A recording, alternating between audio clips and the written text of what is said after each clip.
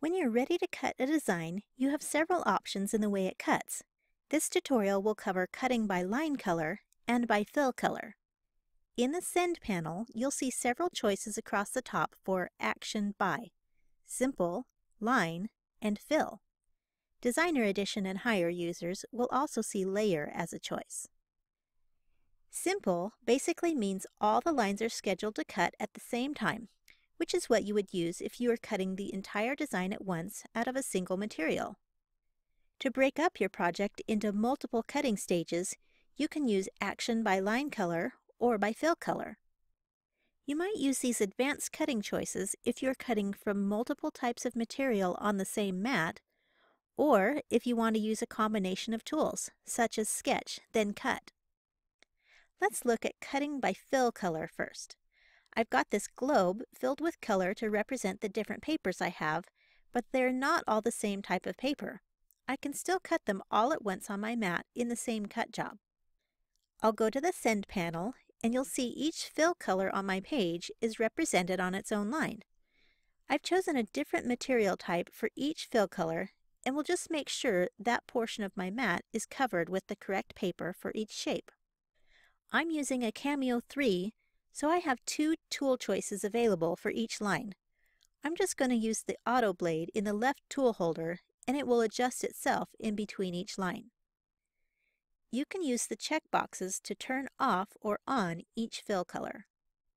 You even have choices of cut and cut edge for each line here in the advanced settings if you have overlapping shapes.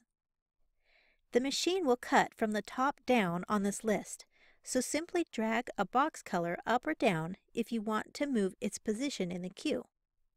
I've already selected my material type for each color, which can be verified or adjusted in this area below. I want these all to cut, and I'm using my auto blade for the whole job. If I were using a ratchet blade, I would need to add a pause between each line so I could manually adjust my blade between each material before clicking Resume. This is ready to send. Now let's look at cutting by line color. It's basically the same as cutting by fill color, but using line colors to designate the cuts instead of fill colors.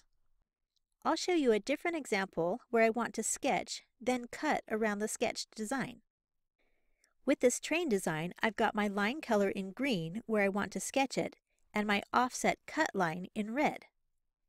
Let's go to the Send panel again. This time I'll choose the line action. You can see each line color is represented here. I want to sketch first with the right tool holder of my Cameo 3, so I'll drag the green color to the top and choose the blue tool. For my material, I'll choose Cardstock Plain. On the action, I want to choose Sketch, and the tool will automatically change to a sketch pen. Now my red line color is for cutting, so I'll leave it with the red or left tool holder and change the material to Cardstock Plain. I want this to cut with my auto blade. Now this design is ready to sketch with the right tool holder and then cut with the left tool holder. If your silhouette doesn't have dual tool holders, remember you can add a pause between lines to manually change your tool. That was a simple example, but you can get pretty complex with multiple sketch colors on these advanced cut settings. I've got 3 sketch colors here, so I'm sketching with the left tool holder, then the right tool holder, then can swap out for a third color and my blade during a pause. If you have a single blade carriage, you simply add more pauses and ignore the red and blue tool choices you see here. Or you can uncheck the cut boxes and send one color at a time without unloading your mat in between.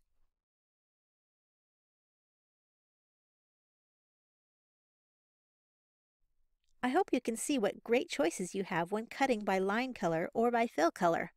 Thanks for watching.